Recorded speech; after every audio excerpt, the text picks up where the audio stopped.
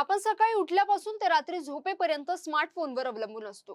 पण सध्या जागतिक पातळीवर सुरू असलेल्या एका मोठ्या वादामुळे तुमच्या हातातील हा इंटरनेटचा स्पीड संकटात सापडण्याची शक्यता निर्माण झाली आहे. सध्या संपूर्ण जगाचं लक्ष इराण आणि अमेरिका यांच्यातील वाढत्या तणावाकडे लागलेलं आहे. सुरुवातीला ही केवळ एक दोन देशांमधली लष्करी कारवाई वाटत होती, मात्र आता याचे पडसाद केवळ युद्धाच्या मैदानापुरते मर्यादित न राहता थेट आपल्या घरापर्यंत आणि मोबाईल स्क्रीन पर्यंत पोहोचताना दिसत आहेत.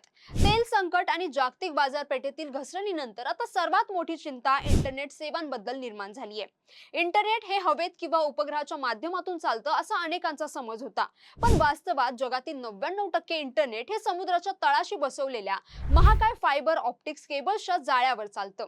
हा केबल्स एका देशाला दुसऱ्या देशाशी जोडतात. याच संदर्भात इराणचे लष्करी प्रवक्ते इब्राहिम जोल्फाघरी यांनी सोशल मीडियावर एक खळबळजनक विधान केलंय.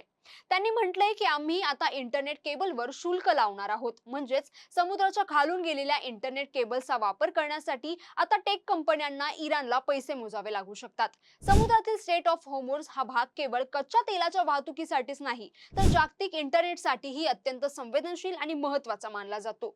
या भागाला इंटरनेटचा किल स्विच म्हटलं तरी वावगं ठरणार नाही. समुद्राच्या या अरुंद भागाच्या खालून इंटरनेट केबलचे खूप मोठं जाळं पसरलेलं आहे. या भागातून जगातील अनेक मोठ्या केबल्स जातात, ज्या आशिया, आफ्रिका आणि युरोप खंडाला एकमेकांशी जोडतात. जर इराणने या भागावर दबाव आणला किंवा केबल्सच्या वापरावर निर्बंध घातले तर अनेक देशांमधील इंटरनेट एकाच वेळी ठप्प होऊ शकते. जर होर्मुझच्या समुद्रात काही अडथळे झाले, इराणने टॅक्स वाढवायला किंवा केबलचे नुकसान झाले तर त्याचा थेट परिणाम भारतातील कोट्यवधी युजर्सवर होईल. त्यामुळे हा वाद लवकरात लवकर न मिटल्यास येणारा काळ डिजिटल जगासाठी मोठ्या परीक्षेचा ठरू शकतो.